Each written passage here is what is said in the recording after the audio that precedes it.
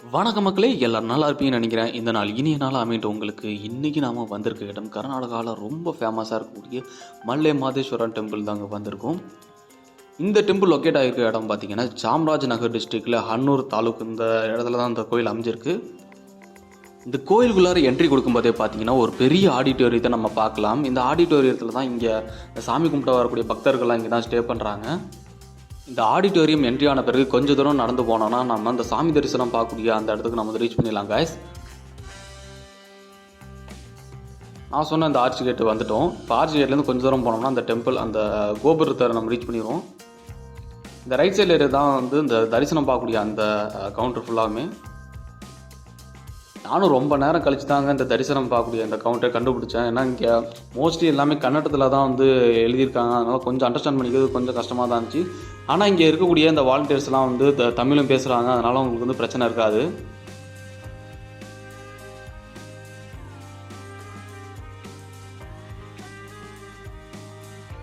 இப்போ பார்த்து இருக்கக்கூடிய இந்த கியூ எல்லாருமே பார்த்தீங்கன்னா ஃப்ரீ தரிசனத்துக்காக வெயிட் பண்ணிக்கூடிய பக்தர்கள் தான் பார்த்துட்ருக்கீங்க. நாமளும் நீ ஃப்ரீ தரிசனம் தாங்க பார்க்க போகிறோம்.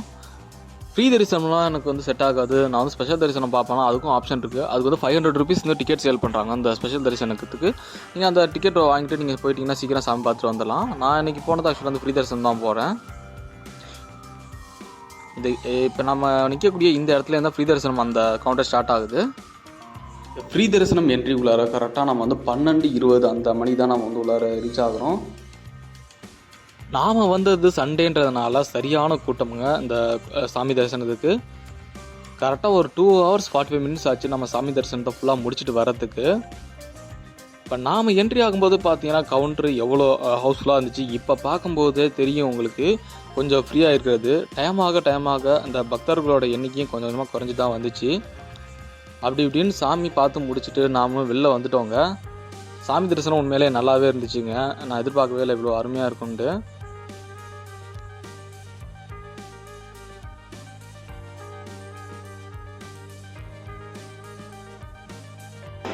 இப்போ கோயில் அன்னதானம் சாப்பிட்றதுக்காக இப்போ போயிட்டுருக்கோங்க. அன்னதானம் அவைலபிளாக இருக்குன்னு சொன்னாங்க. அதனால தான் இப்போ போயிட்டுருக்கோம். பார்க்கலாம், நம்ம லக்கு இருந்தால் நல்லது. நான் காலையில் சாப்பிட்டதே இல்லை. நான் கொஞ்சம் 3 ஹவர்ஸ்க்கு மேலேயே சாமி தரிசனம் போயிட்டு பார்ப்பேன். நம்மளோட நல்ல நேரம் அன்னதானம் அப்படியே சாப்பிட்டு வந்துட்டவங்க நம்ம போகும்போது அவைலபிளாக இருந்துச்சு. அதை சாப்பிட்டு முடிச்சுட்டு அந்த தட்டெல்லாம் நம்ம தான் கழுவி வைக்கணும். இங்கே பார்த்துருக்கக்கூடிய கியூலாம் பார்த்தீங்கன்னா தட்டை கழுவி அது ஒரு இடத்துல வச்சுருவாங்க, மறந்துடாதீங்க. ஓகே ஃப்ரெண்ட்ஸ், இந்த கோயிலை பற்றின ஷார்ட் ஹிஸ்ட்ரியை பற்றி பார்க்கலாம். இப்போது இந்த கோயில் பார்த்தீங்கன்னா 14th centuryயில் தான் இந்த கோயிலோட பக்தர்கள் அப்புறம் பக்தர்களோட வம்சாவளிகள்லாம் சேர்ந்து கோயில் கட்டியிருக்காங்க. அப்போ பார்த்தீங்கன்னா இந்த கோயில் ஒரு சின்ன ஒரு கோயிலாக தான் இருந்திருக்கு. அன்றைய காலகட்டத்தில் மைசூர் மன்னராக அந்த ஸ்ரீ ஜெயசாம்ராஜுடையார் பார்த்தீங்கன்னா மாதேஸ்வரர் மேலே அளவு கடந்த பக்தி இருந்ததுனால இங்கே போகக்கூடிய பக்தர்களுக்காக தங்குறதுக்கான நிறைய வசதிகள் செஞ்சு கொடுத்துருக்காரு. இது மட்டும் இல்லாமல் நிலங்கள், அப்புறம் தங்கம், ஆபரணம், இது போன்ற நிறைய விஷயங்கள் தானமாக கொடுத்துருக்காரு இந்த மாதேஸ்வரர் மேலே இருந்த பக்தினால். அணுமலை, கணுமலை, ஜெனுமலை, பவளமலை, பச்சை மலை, லிங்கமலை, பொன்னாச்சி மலை ஆகிய 7 மலைகளை இணைஞ்சது தான் இந்த மாதேஸ்வரன் மலைன்னு சொல்கிறாங்க. இந்த கோயிலுக்கு அதிகமாக பக்தர்கள் வரக்கூடிய காரணம் பார்த்தீங்கன்னா குடும்ப பிரச்சனை நீங்கிறதுக்காகவும், கால்நடைகளுக்கு ஏதாவது பிரச்சனை நோய்வாய்ப்பட்டிருந்தா அதுங்களுக்கு ஏதாவது குணமாகிறதுக்காகவும், அதே நேரத்தில் முக்கியமாக விஷப்பூச்சி கடியிலேருந்து நிவாரணம் கிடைக்கிறதுக்காக தான் இந்த கோயில் அதிகமான மக்கள் வருகை புரிகிறாங்க. இந்த மலையை சுற்றியுள்ள மலைவாழ் மக்களுக்கெல்லாம் மாதேஸ்வரன் அந்த கடவுள் தான் ஒரு குலதெய்வமாக இருக்கிறாரு. கடவுள் மாதேஸ்வரன் அவர் வாழ்ந்த காலகட்டத்தில் நிறையாவே அற்புதங்கள் செஞ்சுட்டு தான் போயிருக்காரு. அதே நேரத்தில் இங்கே வரக்கூடிய பக்தர்களுக்கு கண்டிப்பாக மாதேஸ்வரனால் நிறைய அளவு கடந்த பக்தி இருக்கிறதுனால தான் அந்த கோயிலுக்கு அதிகமாக போயிட்டுருக்காங்க.